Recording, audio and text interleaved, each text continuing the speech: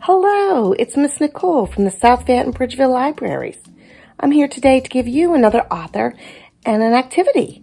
Today, we're going to listen to the story called Bear's Shadow by Frank Asch. And then we're going to do some shadow activities. Let me show you how to get on.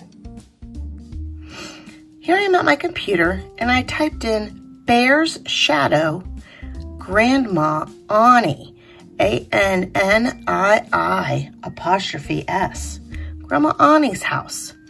And I came up with these two books.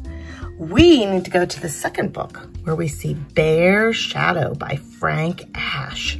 And that's what you're going to click on to hear the story. Enjoy! That story was so much fun. I love all of Frank Asch's books about Bear and his friend Little Bird.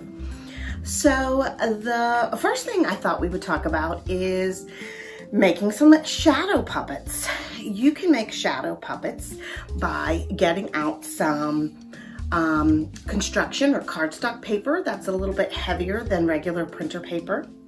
And you'll need your pencil to trace what animal or thing you want to make. I used gray and I made an octopus.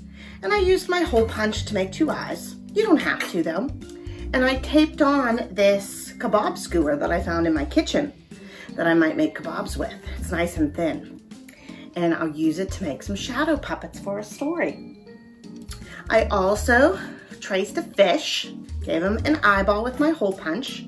And I taped on a straw. That might be something easier you have at your house. You need something to hold your puppet with. Then I made a turtle. Because I was running out of gray, I grabbed a piece of green. Even though you're not going to be able to tell what color your puppet is because you're just going to see the black shadow. And this time I used a large craft stick or popsicle stick. Taped that on. Just regular little tape. And finally, I made a butterfly and I put some holes in to be the decorations because you won't be able to see if I colored anything because we're only going to see the dark shadow. And I used a regular popsicle stick. Pretty soon we're going to shut off the lights and get a big flashlight or a lamp and we're going to shine it against a white wall once we make the room go dark and make a little shadow show. You could also use your fingers to make different kinds of animals.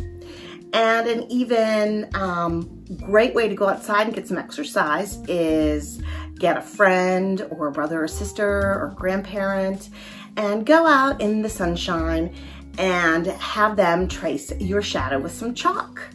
Now, I can't do that today because all my kids are at school and there's snow on my patio, so I can't trace myself, but maybe when the snow melts, I can go up and do that. So let's dim the lights and see our shadow show. Well, here I am in my darkened room. I have my white wall and a lamp shining towards it, and I'm gonna put my shadow puppets out. If I put it close to the lamp, I can't really see it. If I move it further away, I can see my puppet. And he's just swimming in the sea. And then my fish comes along. Hello there, fish. Oh, hi, octopus. How are you today? I'm doing great. You want to play tag? Sure. Tag, you're it. Ah! So I made a little shadow show. Remember I made that turtle. Remember, if I put him too far away, he's blurry. To put him closer to the wall, and I have my shadow and my butterfly. I think if you have longer sticks, like the skewer or the straw, you won't see your hands as much. We're walking in the meadow. Another thing you could do, remember I told you, you could make a shadow with your hands. Here is my bunny rabbit. Hippity hoppity, hippity hoppity. And you can always make a dog. Woof, woof, woof, woof. And if you use two hands, you could make a bird. bird. Well, I hope you enjoyed those shadow activities. Remember, you need to have a light source like the sun or a lamp, and it will shine on you or an object, but it can't shine through you.